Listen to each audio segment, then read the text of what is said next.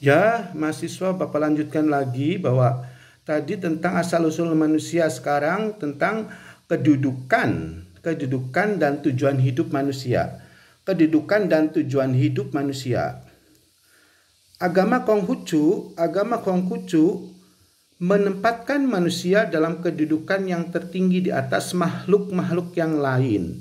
Hal ini disebabkan karena manusia diberikan sifat-sifat terpuji sejak dia lahir ke bumi. Atas dasar inilah manusia dapat merubah dirinya menjadi manusia yang ideal, atau dalam bahasa Konghucu namanya Chunsu atau Junsi atau Junzi. Chunzu atau Junzi itu adalah kedudukan ideal manusia, ya.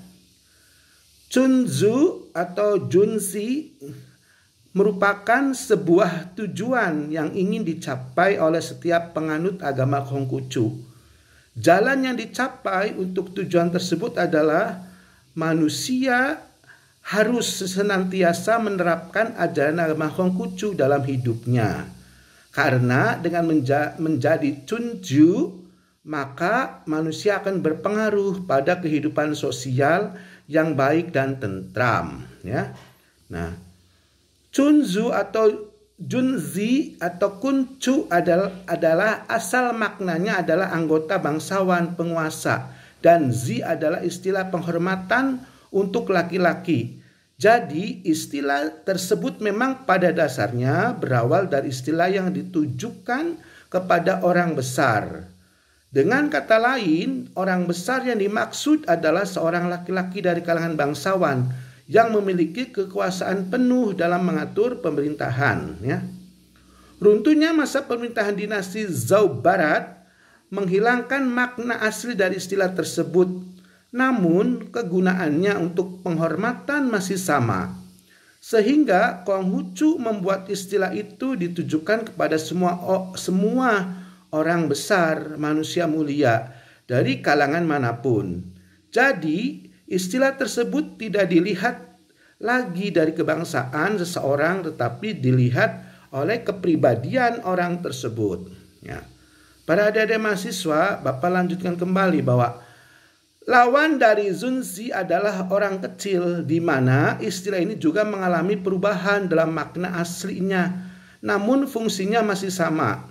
Sebelum masa musim semi dan musim gugur, istilah orang kecil adalah lawan dari kebangsaan. Lawan dari kebangsaan seseorang yakni rakyat jelata. Bisa juga diartikan sebagai sebuah sifat yang rendah hati, tetapi setelah masa musim semi dan musim gugur, istilah itu ditujukan kepada perbuatan yang tidak bermoral atau perbuatan amoral. Dengan demikian, Chunzu atau Zunzi adalah sebuah nama atau istilah yang melekat pada manusia atau yang ditujukan kepada manusia yang mengamalkan kebajikan dalam hidupnya. Sedangkan lawan dari Chunzu adalah Xiaoyun atau Xiaoren, yaitu orang yang rendah budinya atau tidak bermoral.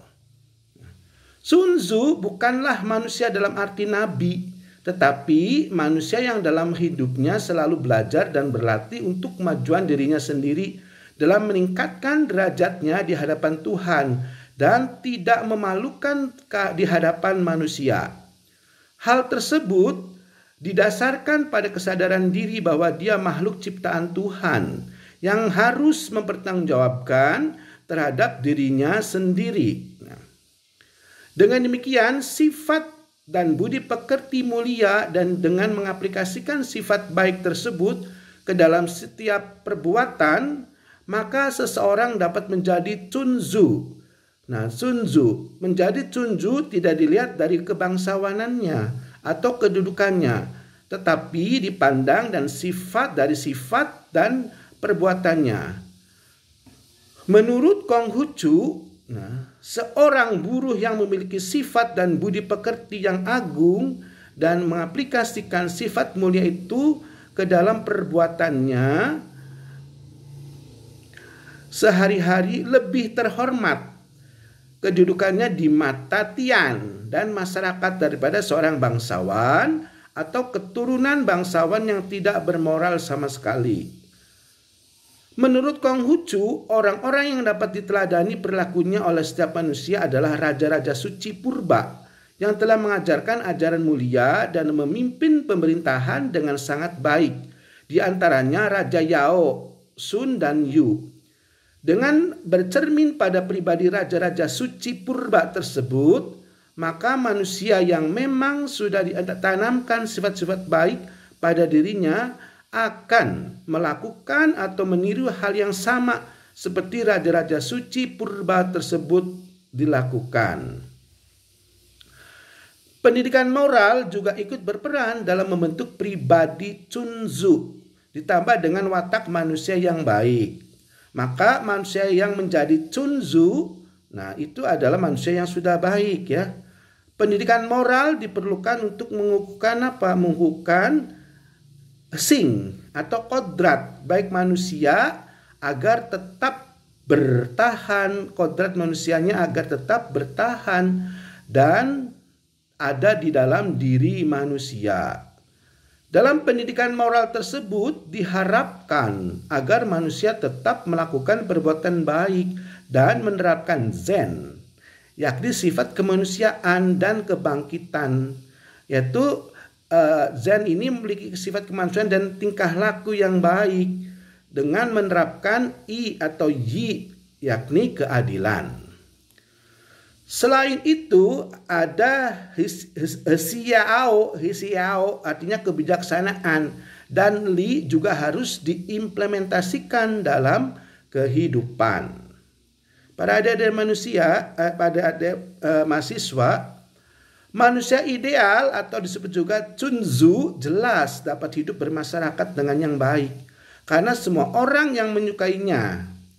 Apa yang ditebarkan atau yang diberikannya adalah kebaikan, sehingga perbuatannya tersebut dapat menjadi panutan bagi orang-orang sekitarnya. Akhirnya, dalam kehidupan dapat tercapai kebahagiaan. Seorang Chunzu dapat dilihat diantaranya dari ketaatannya pada Tuhan, perbuatannya yang selalu didasari oleh kebenaran, sederhana, lembut dan halus tutur katanya, giat dan gesit dalam bekerja, tidak pernah berpikiran negatif terhadap orang lain, punya jiwa sosial yang tinggi, suka menolong orang lain dan tidak suka melihat kesusahan orang lain serta selaras dalam kata dan perbuatannya. Nah, itu adalah kedudukan manusia. Sekarang yang ketiga, sifat-sifat manusia. Nah, sifat-sifat mulia manusia. Dalam agama Konghucu, dasar dari manusia itu adalah baik ya. Karena dianugerahi sifat-sifat yang mulia yang disebut dengan sifat-sifat langit. Tuh, sifat-sifat langit itu sifat yang mulia ya, sifat yang baik itu adalah sifat langit ya. Nah, agar sifat-sifat mulia itu tetap terjaga, maka agama ini mengajarkan ajaran-ajarannya yang begitu luas mengenai etika dan moral manusia. Nah, ya. Agama Konghucu mengajarkan bahwa pendidikan dan lingkungan dapat mempengaruhi dan merubah sifat seseorang. Jadi seseorang harus memperhatikan pendidikan apa yang ia dapat dan di lingkungan mana ia tinggal. Karena dua hal itu merupakan dasar dari perubahan seseorang yang diharapkan menuju kebaikan. Chunzu merupakan tujuan hidup manusia karena di dalam diri Chunzu dianugerahi sifat-sifat mulia seperti kebenaran, cinta kasih, kebijaksanaan, dan kesusilaan.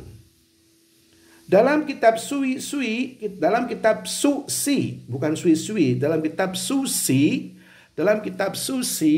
nah, dikemukakan pembahasan mengenai sifat-sifat mulia Sun Tzu. Ada 3 hal yang disenangi oleh Sun Tzu yang terdapat dalam kitab Bingzu 7a halaman 20 dan 21. Nah, yang pertama, Orang tua dalam keadaan sehat. Orang tua dalam keadaan sehat dan tidak bertengkar sesama saudara. Kedua, selalu berdoa kepada Tuhan dan saling menghormati sesama manusia. Ketiga, menemukan orang yang mau untuk dididik atau dibina olehnya. Dalam Lungi 12 halaman 5 menyatakan bahwa seorang Sun Tzu berusaha untuk menghindari kesalahan dengan bersikap baik pada orang lain tanpa membedakan ras, suku, status sosial maupun agama seseorang. Karena semuanya adalah bersaudara. Nah, di samping itu seorang Sun Tzu tidak bersifat egois tuh. Jadi Sun Tzu itu orang yang mulia yang tidak bersifat egois. Nah, ini menurut Hongkucu. Dalam kitab Lungi 4 halaman 16 juga disebutkan bahwa seorang Sun Tzu cuma mengutamakan kebenaran tuh. Jadi kebenaran itu jadi utama atau target dari seseorang yang sudah Sun Tzu, orang yang berbuat mulia ya. Tetapi orang yang tidak bermoral selalu mengutamakan kepentingan dirinya sendiri. Seorang Sun Tzu lebih mementingkan kehidupan yang damai, yaitu Lungi. Pada kitab Lungi halaman 13 23 ayat 23, dan selalu berlomba dalam hal kebaikan. Seorang Sun Tzu memiliki konsep 5 kebajikan dan 8 kebajikan dalam hidupnya. 5 kebajikan tersebut antara lain cinta kasih yang disebut Zen, kebenaran, Ie atau Yi, susila, bijaksana, dan dapat dipercaya. Adapun 8 kebajikan tersebut adalah berbuat bakti, bijaksana, satya, dapat dipercaya, susila, kebenaran, suci hati, dan tahu malu atau hesin. Manusia diberikan oleh Tian berupa sifat-sifat mulia. Tugas dari seorang manusia adalah menjaga, mengagungkan, dan mengamalkan watak sejati dan ajaran agama. Karena hal itu wajib dipertanggungjawabkan di hadapan Tian. Di antara bentuk sifat mulia yang diajarkan oleh Konghucu adalah sifat yang ramah dan penyayang kepada orang lain, seperti yang tertuang dalam percakapan Konghucu dengan muridnya dalam Analekta ya. Nah, jadi jika seseorang manusia melakukan kejahatan, hal tersebut dikarenakan pengaruh lingkungannya. Karena pada dasarnya manusia tidak memiliki atau membawa sifat-sifat tercela. Tuh ya, jadi manusia itu pada dasarnya tidak membawa sifat tercela. Dia bisa berbuat tercela karena pengaruh dari lingkungannya. Nah, ini menurut perspektif Konghucu ya. Nah, karena pada dasarnya manusia itu memiliki sifat yang tidak tercela. Nah, ketika dia lahir ketika lahir tidak memiliki citra atau perbuatan yang tercela. Yang dia bawa adalah sifat-sifat terpuji. Jadi ketika dia bergaul dengan lingkungan semakin besar, maka dia punya sifat tidak terpuji. Nah, ya. Nah, itu karena ada lingkungannya. Pada dasarnya dia lahir itu memiliki sifat terpuji, ya. Manusia yang memiliki Zen adalah manusia yang menanamkan 2 prinsip Sung dan Su. Sung berarti sifat tulus, Sung berarti sifat tulus dan jujur. Sedangkan Su berarti tidak egois.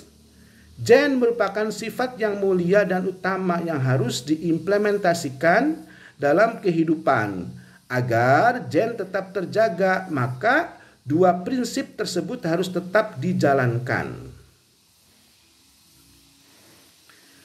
Sung adalah sifat rela dan senang hati melakukan kebaikan untuk orang lain tanpa mengharapkan imbalan apapun ya. Kalau dalam bahasa Islam adalah dia tidak boleh riya ya dalam berbuat kebaikan amal baik kepada orang lain. Nah, kalau dalam bahasa dalam bahasa Konghucu namanya chung ya. Chung itu adalah sifat rela dan senang hati melakukan kebaikan orang lain tanpa mengharapkan imbalan apapun. Sedangkan Su adalah altruisme, yakni lebih mementingkan orang lain daripada dirinya. Namun altruisme dalam agama Konghucu adalah bersifat jalan tengah. Artinya lebih dahulu melihat suatu permasalahan itu dan diselesaikan atau diputuskan dengan keadilan. Zen yang berarti cinta kasih adalah inti dari semua kebaikan. Konghucu bersabda seperti yang tertulis dalam kitab Lunyu 12 halaman 22 ayat 1 bahwa cinta kasih itu adalah mencintai manusia dan menginginkan serta memberikan kebaikan kepada orang lain seperti yang tertuang dalam Lunyu 15 ya ayat 24. Cinta kasih itu harus dimulai lebih dulu sebelum menginginkan orang melakukan kebaikan kepada dirinya. Misalnya, seorang ayah harus mencintai anak-anaknya sebelum dia menginginkan anak-anaknya berbakti kepadanya. Zin atau yen adalah sifat yang harus senantiasa dimiliki oleh manusia, yang memiliki makna kebaikan dan kehalusan budi pekerti, cinta dan rasa kemanusiaan yang tinggi. Selanjutnya, menghasilkan hubungan harmonis antara sesama ya, harmonisnya antara sesama manusia juga sesama alam ya. Apabila seseorang telah memiliki zen dalam dirinya, maka orang tersebut akan selalu senantiasa menjaga hubungan baik dengan sesamanya. Nah, jadi ketika orang itu belum ada zennya, nah zen itu adalah sifat Tuhan, artinya tian yang masuk di dalam diri orang itu ya, Tuhan yang masuk dalam diri orang itu, maka orang itu akan mudah berbuat baik dan akan mudah menjalin hubungan baik dengan sesamanya. Tapi ketika orang tersebut tidak ada zennya, maka dia susah untuk menjalin hubungan baik dengan sesamanya. Nah, manusia yang memiliki zen dapat dilihat dalam keseharian hidupnya, baik di tengah masyarakat maupun secara personalnya. Di tengah kehidupan masyarakat, orang yang memiliki zen selalu bekerja terus dan menggambarkan bahwa orang tersebut rajin. Dilihat pada dirinya sendiri, dia memiliki sifat yang ramah, tidak egois, peka terhadap penderitaan orang lain dan berusaha menjaga perasaan orang lain. Zen bermakna cinta kasih dan hal-hal yang berkaitan dengan segala sifat-sifat kemanusiaan dinamakan zen.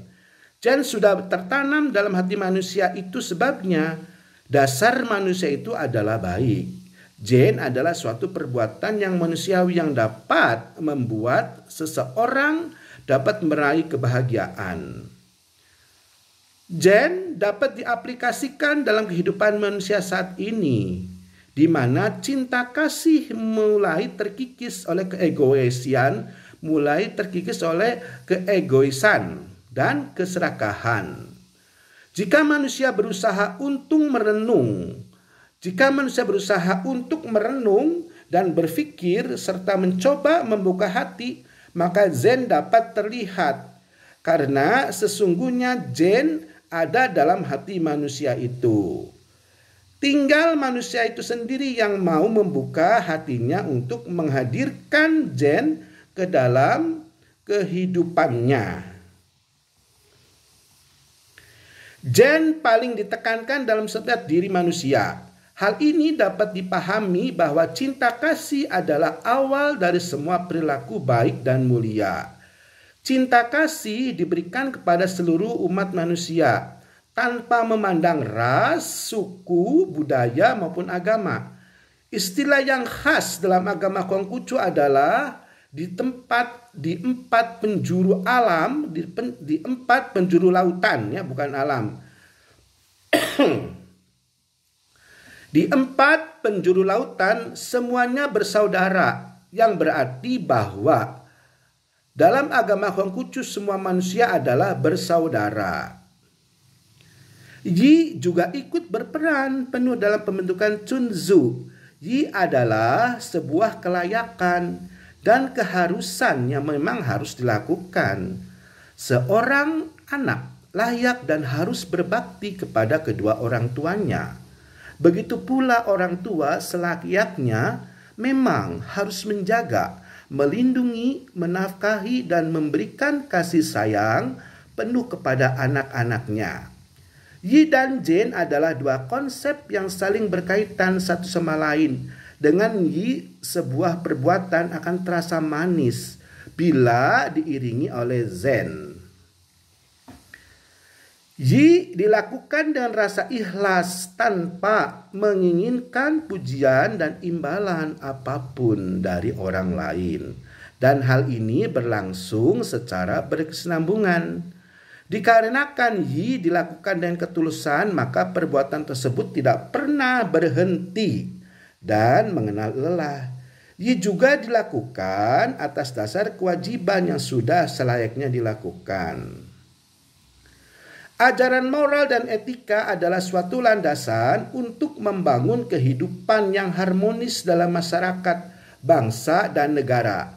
Selain Zen dan Yi, ajaran moral tersebut juga terdiri atas Hsiao yang diterapkan dalam keluarga, yakni berbakti kepada orang tua. Berbakti kepada orang tua, berbakti kepada orang tua. Li yang berarti sopan santun yang harus diterapkan dalam kehidupan bermasyarakat, berbangsa, dan bernegara. Serta aturan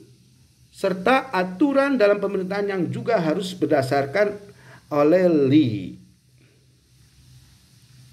Adik-adik mahasiswa yang dicintai Bapak, terus kita lanjutkan bahwa konteks bahwa manusia adalah makhluk sosial memang sangat dipahami oleh Konghucu.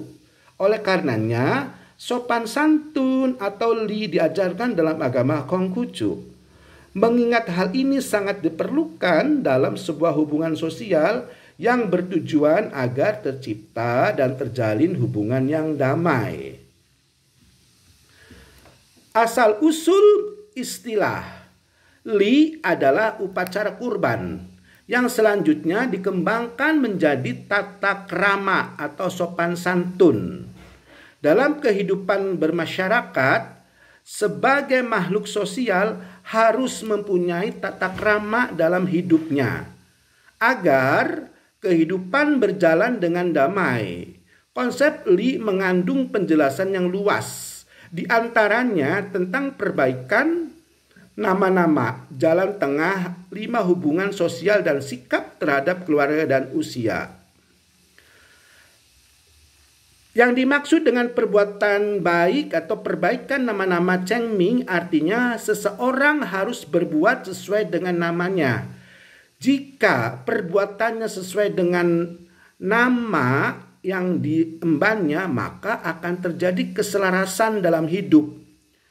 Seorang yang menjadi Chunzu harus sesuai dan sejalan dengan perbuatan yang dilakukannya.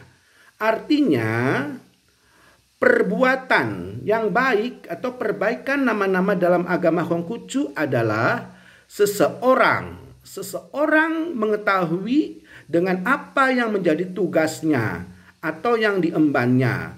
Misal seseorang pemimpin dan harus bersikap seperti pemimpin. Jalan tengah dapat diartikan keseimbangan. Nah, jadi keseimbangan itu dianggap jalan tengah. Jadi seseorang tidak boleh berlebih-lebihan dalam hal apapun, tuh ya. Jadi dalam Islam itu israf ya, berlebih-lebihan. Nah, di dalam agama Konghucu juga ada ajaran tentang bersikap untuk atau tidak boleh berlebihan dalam sesuatu, dalam hal apapun, yaitu tidak dibenarkan menurut ajaran Konghucu ini berlebihan dalam hal apapun ya. Kenapa? Karena hal ini jika berlebihan untuk apa dilarang? Karena manusia itu jangan berlebihan, tujuannya untuk menjaga kehidupan yang selaras.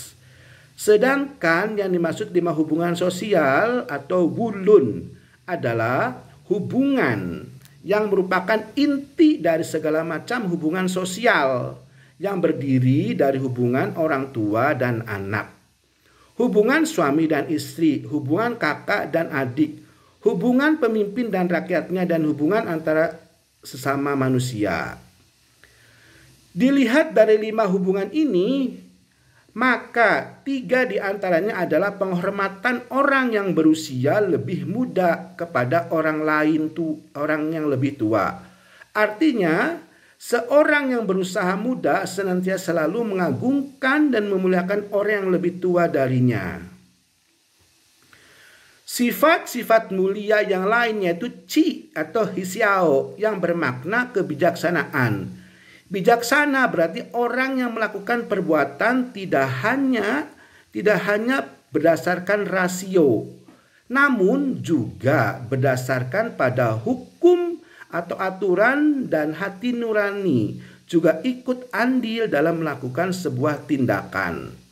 Tindakan dalam apa? Tindakan yang benar. Nah, seorang pemimpin seharusnya adalah orang yang memiliki sikap kebijaksanaan atau sikap bijaksana. Sikap bijaksana ini salah satu contoh orang yang bijaksana dalam memimpin sebuah pemerintahan adalah raja-raja suci purba. Di antaranya Yao, Sun, dan Yu.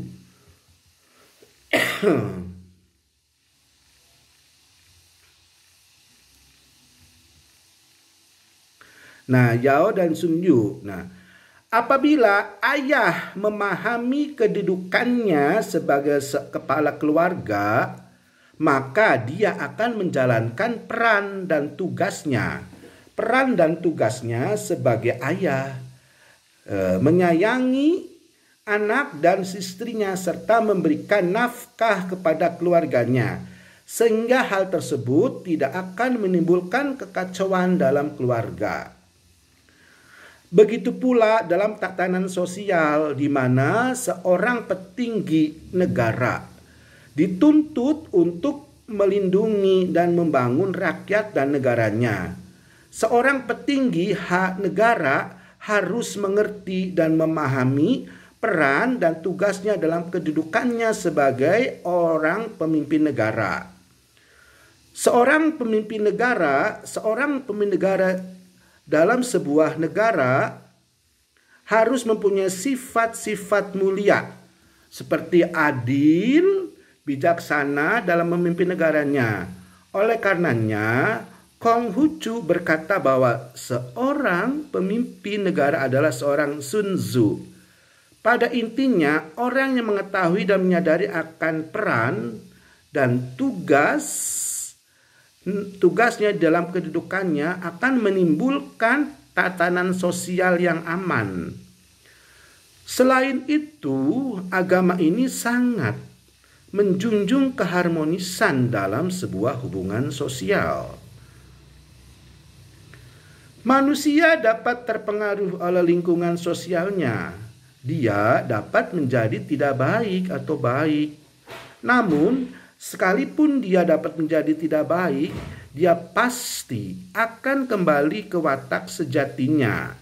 Karena dalam agama Konghucu, manusia pada dasarnya adalah baik.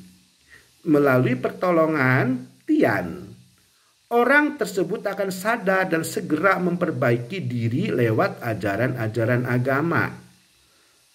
Tetapi orang yang terlepas dari lingkungan sosial yang tidak baik akan tetap baik dan tetap memelihara serta mengembangkan watak sejatinya melalui perilaku-perilaku yang mulia. Walaupun dasar atau watak sejati manusia itu baik, tetapi manusia juga perlu pendidikan moral yang diajarkan oleh guru yang berbudi pekerti mulia, sehingga dapat menjadi panutan dan teladan bagi murid-muridnya. Tian menciptakan manusia dengan membawa sejak lahir sifat-sifat yang baik. Namun, pendidikan juga diperlukan karena lingkungan dapat merubah sifat-sifat mulia tersebut. Oleh karena itu, manusia harus senantiasa selalu berusaha dan belajar demi kemajuan dirinya sendiri yang sifatnya demi kepentingan dan kehidupan sosial, ya, serta hubungan di antara manusia dan hubungan sosial tersebut. Maka hal yang terbaik adalah dengan kembali meningkatkan kesadaran pribadi dalam kehidupan sosial, sehingga memungkinkan timbulnya keharmonisan dalam lingkungan sosial. Manusia diciptakan oleh Tian dan kesadaran bahwa dia hidup berdampingan dengan alam dan manusia. Jadi manusia itu diciptakan oleh Tian itu dengan kesadaran bahwa dia hidup berdampingan dengan alam dan manusia. Oleh karena itu, manusia harus hidup harmonis dengan alam dan manusia. Memahami hal itu, maka untuk menjalin keharmonisan dengan sesama manusia, diajarkanlah ajaran mengenai etika dan moral tersebut. Dua kebijakan pokok, dua kebajikan pokok yang senantiasa harus diimplementasikan dalam kehidupan adalah Yi, yaitu keadilan, dan Zen, cinta kasih, yang merupakan sifat-sifat manusia. Agama Konghucu mengenalkan dua dasar ajaran etika yang terdiri dari Hexiao dan Su. Hexiao adalah suatu hal yang berkenan dengan hubungan antar manusia yang satu dengan manusia yang lain, yakni hubungan antara suami dan istri, hubungan antara kakak dan adik, hubungan antara orang tua dan anak, hubungan antara manusia atau rakyat dengan pemerintahan, atau hubungan antara pemerintahan dengan rakyat, dan hubungan antara yang lebih tua dengan yang lebih muda. Su adalah suatu hal yang berkaitan dengan Hexiao, yakni dalam hal imbal balik dalam 5 hubungan yang telah disebutkan di atas, di mana hal ini harus dipatuhi demi keharmonisan dalam kehidupan sosial. Su berisi 5 asas susila, yaitu Zen, Yi, Li, Qi, dan Xin. Untuk membangun kehidupan masyarakat yang dicita-citakan, maka keseimbangan dalam hubungan timbal balik diterapkan dan diisi dengan perbuatan-perbuatan yang mulia. Oleh karena itu, pemimpin harus menghormati rakyatnya. Begitu pula sebaliknya, rakyat harus serta pada pemimpinnya, dan rasa saling percaya antara yang satu lainnya juga harus dibangun dan dikembangkan. Pemerintahan itu harus diisi dengan moral yang baik, dan moral yang baik itu dari apa? Dari pimpinannya, juga dari rakyatnya. Ya, jadi dua arah. Antara pemimpin dan rakyatnya itu harus memiliki moral baik, ya. Dan tidak boleh hanya berpangku tangan dan menyerahkan semuanya pada pemimpin. Namun, rakyat juga harus ikut serta dalam membangun dan mewujudkan pemerintahan yang baik. Menurut Konghucu, pemerintahan itu haruslah diisi dengan aturan-aturan bijak dan bermoral. Karena apabila peraturan itu diisi dengan kekejaman, maka orang hanya takut dihukum karena kekejaman tuh. Jadi Jadi bukan karena kekejaman yang dilihat sebagai karena aturannya itu untuk kebaikannya. Tetapi apabila aturan itu yang diisi dengan kebijaksanaan dan moral yang tinggi, maka orang akan malu apabila melakukan kejahatan tuh. Jadi orang berbuat kejahatan itu karena bukan semata-mata ada kekejaman, tapi untuk apa? Untuk meningkatkan, itu diisi dengan kebijaksanaan atau moral yang baik, ya. Demikian pula dalam hubungan keluarga, anak harus berbakti kepada orang tuanya. Begitupun sebaliknya, sikap orang tua harus memperhatikan dan menjaga anaknya. Dan kepada teman diberikan sikap percaya dan ketulusan. Bekerja penuh semangat, giat dalam menuntut ilmu, suka menolong dan selalu mengingatkan kebaikan untuk orang lain. Sebenarnya jika dipahami bahwa 5 hubungan timbal balik tersebut merupakan suatu hal yang sangat sederhana dan mendasar dan mudah untuk diterapkan, namun Keseimbangan atas penerapan itu yang kadang belum dapat sempurna dilakukan. Tiap-tiap generasi wajib membiasakan beretika dalam kehidupan sosial dan mengajarkan pada generasi-generasi berikutnya. Adalah salah satunya adalah hubungan dalam keluarga, yaitu penghormatan terhadap orang tua.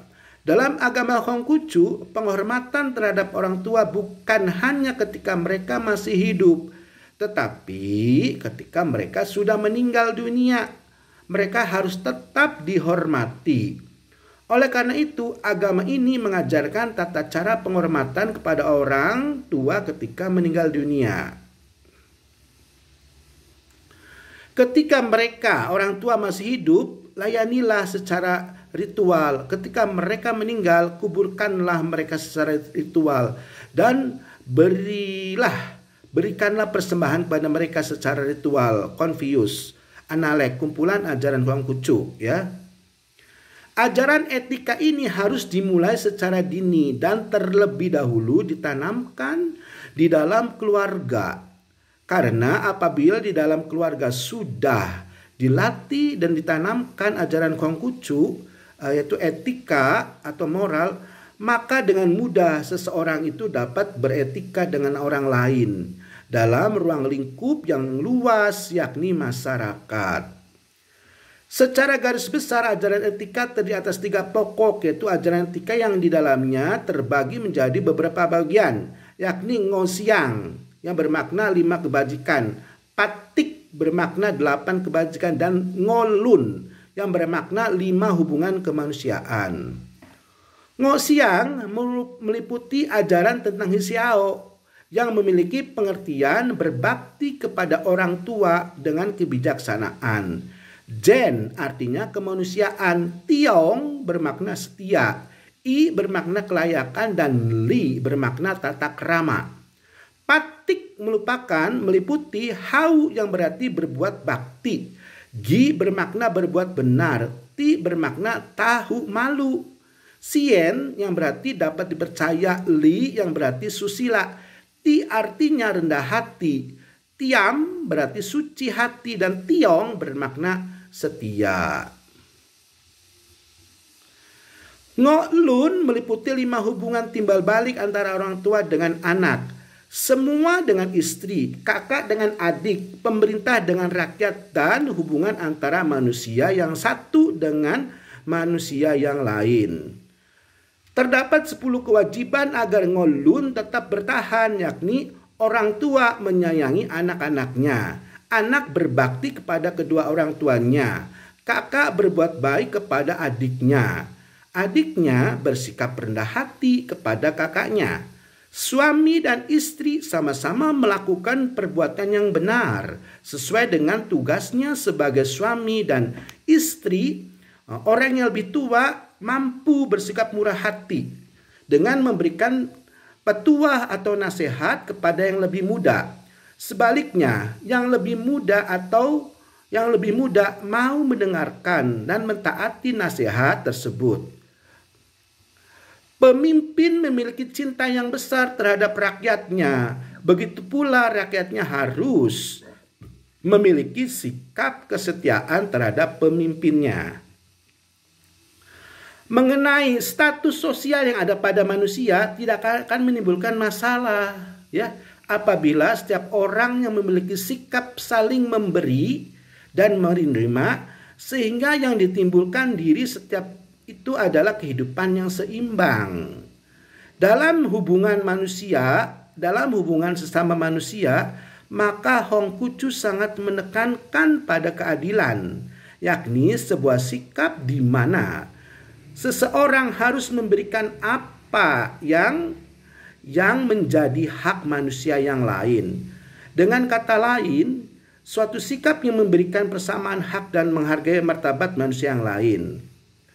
Apabila etika ini hilang dalam kehidupan dan hilang dalam diri setiap manusia, maka akibatnya terjadilah dekadensi moral, di mana muncul kerusakan dan perpecahan, terjadi korupsi, kecurangan, penindasan, pembunuhan, dan tindakan-tindakan asusila lainnya.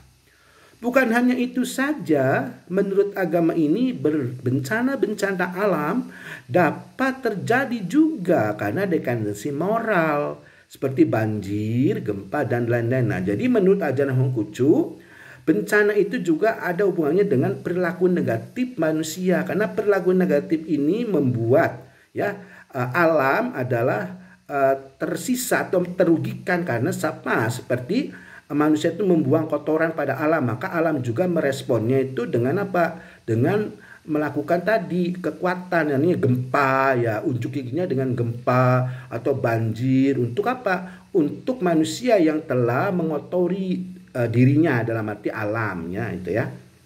Atas situasi seperti itu, atas situasi tersebut seperti di atas, manusia memiliki peran yang sangat besar dalam mengatasi dan merubah situasi tersebut dengan cara apa? Dengan pendidikan moral ya.